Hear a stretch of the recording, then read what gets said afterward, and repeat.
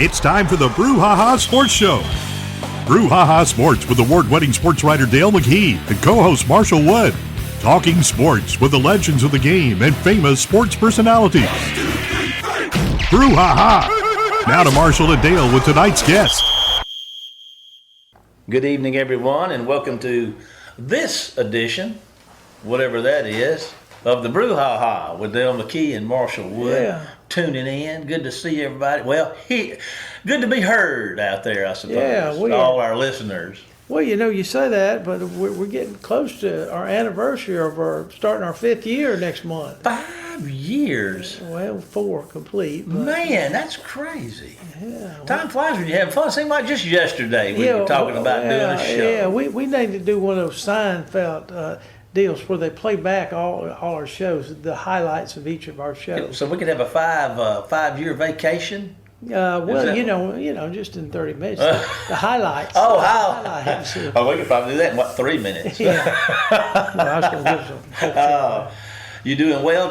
What about your sideline view? You got any exciting thoughts coming Well, out there? you know, they got the SEC Media Days next week, and they got the All-Star game in Atlanta, so that ought to be pretty good over there. You know, the SEC Media, they always meet, and, you know, they're going to ask some questions, you know, and a lot of the questions, you know, we've had for probably a couple years now, you know. Hey, is this NIL out of control, you know?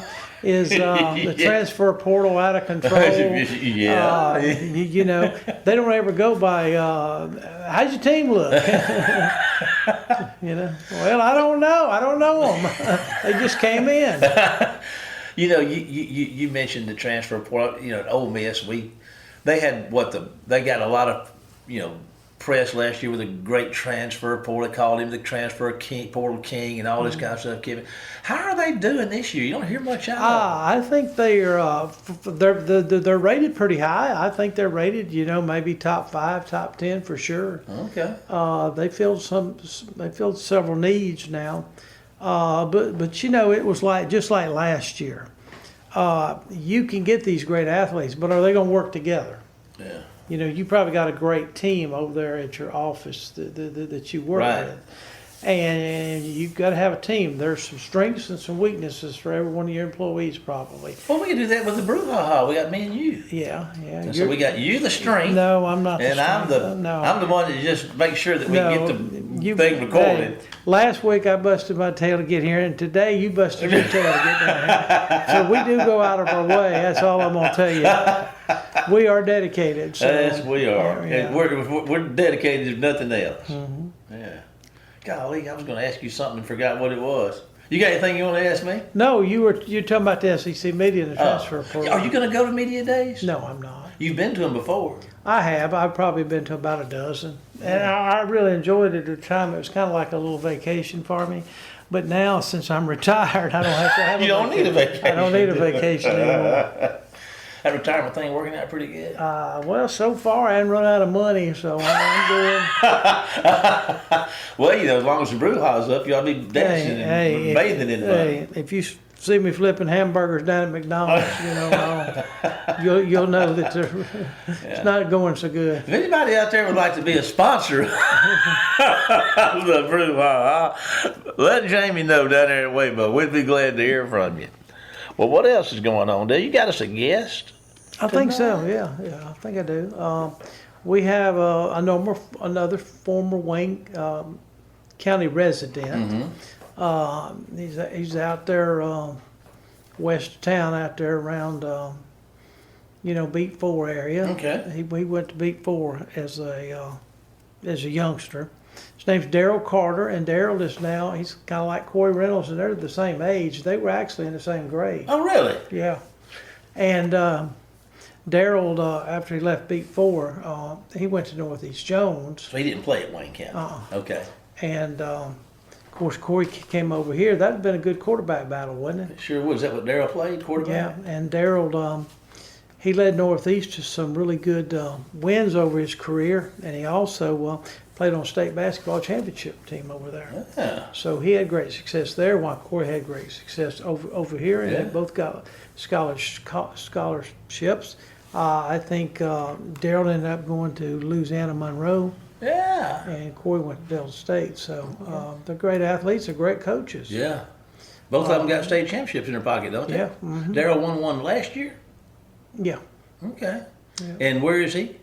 He's at Heidelberg. Heidelberg, home of the Oilers. The Oilers, baby. Okay. Well, I tell you what, let's do. Let's take a break to hear from one of our sponsors, and then you and I'll be back with tonight's guest, Darryl Carter, state championship coach at Heidelberg. We'll see you folks right after the break. Phillips Building Supply in Laurel, your hometown building supply store since 1954. We are locally owned and pride ourselves on helping our customers find exactly what they need. From foundations to roofs to doors and windows, Phillips has it. For tools, hardware, lumber, and plywood, visit Phillips Building Supply. Welcome to the show, Darryl Carter. Darryl, we appreciate you being on the show today. It's an honor to have a state championship high school coach, and especially one that's a Wayne County native. But let's get a little bit about your background, and you just tell us, where you went to school early, and where you finished high school, and where you played college, and then we'll get into some other questions. Okay, well, first of all, it's a blessing that, y'all have me on the show, and I'm just grateful. And, through the success that's taking place, it's just a blessing, man, from the good Lord. And, it's just good to do it back close to home. And it just feels great for this community, this program, and, the student body as well. So I'm excited. But a little bit about me, I'm a Wayne County baby, I guess you want to call it that. I went to Beat 4, spent a little time in Wayne County, lived right on 84, and then most people know it as Magnolia, but live across the river, as we call it. But back and forth, to Beat 4 and everything like that, and then end up moving to Northeast Jones, going into doing my 8th grade year, going to my 9th grade year, and ended up having a great career, not only in football at Northeast, won state championship there, and, finished there. Coach Ishii, my head football coach, Keith Robinson, basketball coach, and everybody. But just surrounded by a great group of people. Went on time with Southern Miss out of high school and ended up leaving there, going to Jones for a little bit. Bounced around, but ended up at Louisiana Monroe, one of the first schools to offer me. And, had a toe and rotator cuff, so I moved to receiver. And had a good career there. And then I played professional arena football for 9 years, and started coaching at Tupelo High School. Shoot, man, I'm so old. I don't even remember right now. I think it was like 01. Eric Collins, Coach Collins, just retired from Pearl River about a year or so ago. So he gave me my first shot coaching receivers as I played arena football and taught school there in Tupelo. And so that's where I was ducked off for 21 years, I guess, 22, and I got a opportunity to go to Kemper County and got my first head coaching experience there, while I was the receivers coach and everything at Tupelo High. But went to Kemper County, had great success there early on, and then got offered the job back at Shannon. So was back in North Mississippi, and then got a call and took a shot at coming here to Heidelberg. Man, it's been a blessing ever since. Chris Coleman, another Beat 4 guy, he was the AD and stuff, and the board did a great job, and they welcomed me in here, and I just came, hit the ground running, and it's been a blessing since I've been here. So great things have happened here on and off the field with the community, the kids, and just overall success. And I don't like to talk about self a lot, but I mean it's been great for me as well. Well, I know you don't like to talk about self, but we're going to talk about yourself a little bit. Now, listen, me just growing up a football fan, being a sports writer, I've known Heidelberg's always been blessed with really good athletes. And, and I just can't tell you, every year there seemed like there was 2 or 3 at Jones back in the day. What changed when you went, or what changes did you make when you went to Heidelberg to get them to that next level? We always call it the next level. You get, there's always a next level, and so yes, how'd you get them to the next level? I mean, I just kept it real with them. I tell people that, and it sounds like it's some kind of formula, and people ask, what is real? I just was up front with them and let them know that, I knew they was looking for success, I got a fresh start. Coach and I was successful at Shannon. Didn't ever get over the hump like I, wanted to or expected to. And but they had some things in place. My superintendent does a great job administrating stuff of, putting the kids in position and giving them what we need and they need to be successful. And I just kind of told them a little bit about me. I think they may have heard a little bit, and I think they saw that what I had done was in the past. And I'm a hands-on guy. I still run around with the guys and everything like that. And, when I say be real with them, I let them know we all make mistakes. And we just trying to capitalize on getting better. And I told them, that, we didn't want to be mediocre. And we was going to hit the ground running. And, we worked hard. I told we were going to work hard and do this and do that. And I didn't, have a state championship or nothing like that. Coming from Shannon, won the division championship and stuff. But, they saw some of the guys that I coached. So I always had some guys at Shannon that went off to college and stuff. But just getting over the hump. And, the formula was just keeping it real with them. And I tell people that now, let them know, don't be afraid to make mistakes. Just how you respond and how you bounce back from them. And so they embraced me more than anything, and it kind of made it easier for me to come in. There was already kids that work hard, so I'm not going to, take no credit or take nothing away from, the people that was here before. And like you said before, I remember when Wayne kind of consolidated, and I came over and, we played, Wayne kind of played Heidelberg, and I didn't understand really all the classification stuff then until later, but them songs was good right out here on this field. And so they had the players, and I guess a little bit of what I did and knew, it kind of gelled with them, and we just kind of took off from there. Well, listen, now when you were in Tupelo, I know you played for the Fire Ants, and of course, yes, did you play for the great Bobby Hall? Yes, sir. Coach Hall came in. I think I had been there maybe a year or so because I came. My wife already had been up in Tupelo because she had family there, and I was in Omaha, Nebraska playing. And then, she was pregnant with my son, and I wanted to get closer. And I got a trade to Austin, Texas. And so I ended up stopping in Tupelo on a flight. Actually, I was in Memphis. And so I was going to be there a couple of days, and I met late Rob Barnes, not the basketball Rob Barnes that coached at Ole Miss, but he was our trainer and stuff, and he was a part of the organization with the Fire Ants. And he knew my wife's auntie, and he was like, man, you play ball? And I said, yes, sir. And he said, well, man, we got practice, and this, and whatever, you got to come out. So I ended up just taking a trip because we were sitting around the house, and went out there to their practice, and, man, I had my shoes, and went out there, and they was like, man, this, and whatever. So that's how I ended up signing in Tupelo and never went to Austin, Texas like I was supposed to be. And I guess it was kind of history there. And so I played there, but Coach Hall ended up getting the job maybe the second year, I think. And I had heard of Coach Hall and stuff like that and things he had done. And we had a couple of guys that played at Amory that was on the team. And so, man, it kind of took off. We had a great run with Coach Hall. Well, listen, how hard is it to play that game, indoor football, and I assume they don't pay you just a bunch of money at that level. So did you have to have another job too? Yes, sir. And I guess, like I said, it kind of worked out for me. I mean, I could go around the world. How it kind of took off. I had real long braids. My brother used to cut hair, and so I always kept a low haircut. And so my wife's cousin I spoke on, she owned a beauty salon. And so I would go to the beauty salon and let her wash my hair and this, that, and whatever. And so that's how I ended up meeting the principal, Miss Turner at the time.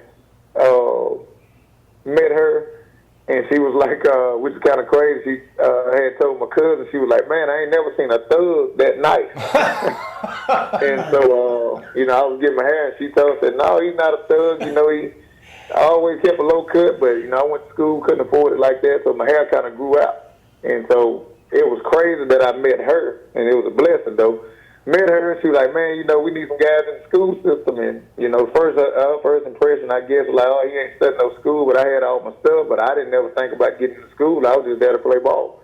So met her, and, to piggyback on your story, I ended up working at Lundale Elementary and playing arena football. And so that kind of worked out, and then that opened up a lot of doors of meeting other people. Then Eric Collins ended up getting a job at Tupelo. Bobby Bass, who's at Newton County, he was one of the PE teachers at Lundale, and he was like, man, you ever thought about coaching? And so, man, it's a long, crazy blessing that all the people that I'd have met, they coaching or just stopped coaching, and that's how I did it. But I ended up being one of the faces of the team, from the Fireheads all the way up until they changed the name to the Mudcats. And by me being in the school system, I was training kids, and then just, I started coaching at Tupelo High, so it kind of, I guess, at a celebrity kind of status up there, so it ended up paying off well for me. I bet it did. I think I've met Coach Collins. Wasn't he in the National Guard too, like a colonel or something like that? I think he probably was, because he came from Chalmette High School when he came to Tupelo. Mm-hmm. And he had been there a year or so, and Coach Bass was the linebacker coach. Like I said, Bobby, he's the head coach at Newton County. Mm-hmm. And so we kind of linked from there. But, man, it's crazy. And, yeah, we had to work it. But like I said, you got something called an OS and a DS, offensive specialist and a defensive specialist. And then you got other little ins and outs you do, the restaurants and stuff that's around. So being that face and being in the school system, I did a lot of the reading programs and all that. So it paid out well for me. So it's been a blessing. Well, I'm sure Heidelberg is tickled, Jasper County's tickled. Was that the first? I know it was the first football state championship, and they had some great teams back there. When who was the coach from Laurel that coached them? W.C. Jones. If you wouldn't have said it, yes, sir, they got Coach Jones that's out here on the sign that's out here, what he's done here, and I respect all that. And it's been a blessing, man. It's been a blessing. Got them at a young age, and they take off and they work their butt off here. So I can't get all the credit. I got a great staff, and like I said, my administrator and stuff. I mean, they do a great job, and then the community they support it now. Well, that's great. Well, now, was that the first state championship in school history as far as all sports? Yes, sir. Okay. Boys, what I noticed, the first one. So that's what on our rings and got it done. And, I mean, it's big, and I'm happy for the community. I mean, it was, you kind of embrace it because, when we start having success, and y'all know how social media and stuff is. They had some stuff, and, people had on there all the schools in the area and close by that the one. And they had one of the emojis with the X's, the emoji doing the X's with none, and had Heidelberg with none. So, they and we've had a lot of motivators to get it done, and not bragging about it, anything like that. They well seasoned and up on what they're trying to do, and I don't think they want to be a one-stop show. I think we're in it for a little while. What a great accomplishment, Coach. And listen, you mentioned your staff, and I mean, coaching. I tell you, players are important, but coaching is pretty doggone important too. And you're doing a well job. Have a great staff, man. Tell us about your staff, Coach. Tell us about your staff. Mainly, it's kind of a crazy deal. My offensive line coach, he's at Wayne County now. He went over last year, Coach Hannah, and did a great job, not just as a coach, man, and keep me in the loop of kind of everything that was going on here. Yeah. But ended up losing him after the first year, which was a great thing to step up for him. So we talked. He's like a brother to me, man. We just talked the other week when we was over there playing 7-on-7. But Coach Millsap, he's from here, played here. He was on that team that made it to South State that didn't get it done that year. So, that's big. He's been big in the community and with the kids. Coach Shaw, he's from here. Went to school. We went to Jones together. They both of them coached my D-line and stuff.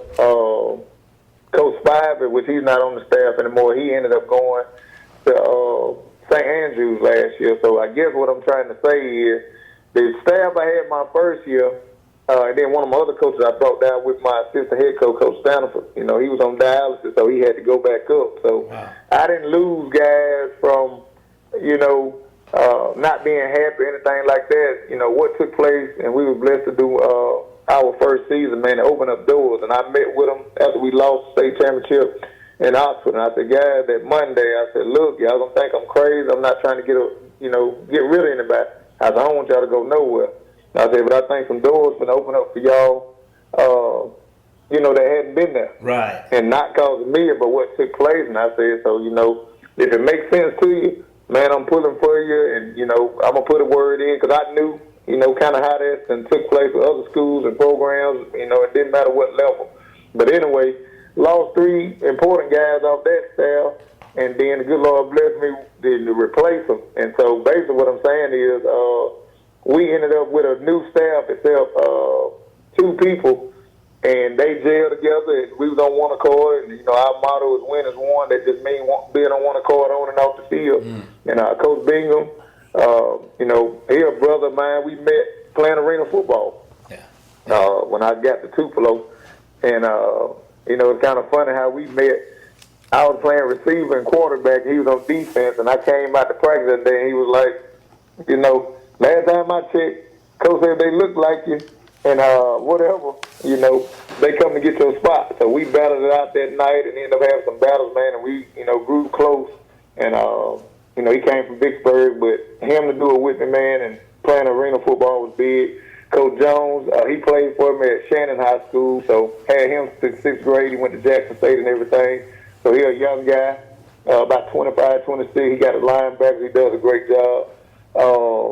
And, it just took off with that first year staff. Coach Yates, he's from here. He was on the staff the year before. Young, grooming him. He's with the O-line as well. So to do it with a new staff and the kids didn't miss a beat, and then we didn't miss a beat as a staff to keep them together, I thought that was big. So, coming into year 2, year 2 with them, year 3 for me, we trying to keep it going, man, and staying consistent. So, like you said, that staff just got to be on the same page. Everybody got their ideas, and we just make it happen for the kids. Yeah. Go ahead, Dale. Okay, now I asked this to several of my guests. I know football, head football coaching is it's a stressful job at times. Oh yeah. Yeah. Especially on Friday night when you got about maybe 1,000 assistants sitting behind you. Oh yeah. Telling you on 3rd and 40 that you need to pass the ball and things like that. But I know it wear and tears on coaches. I see some coaches like in their 30s and 40s, and they already got gray hair coming out. But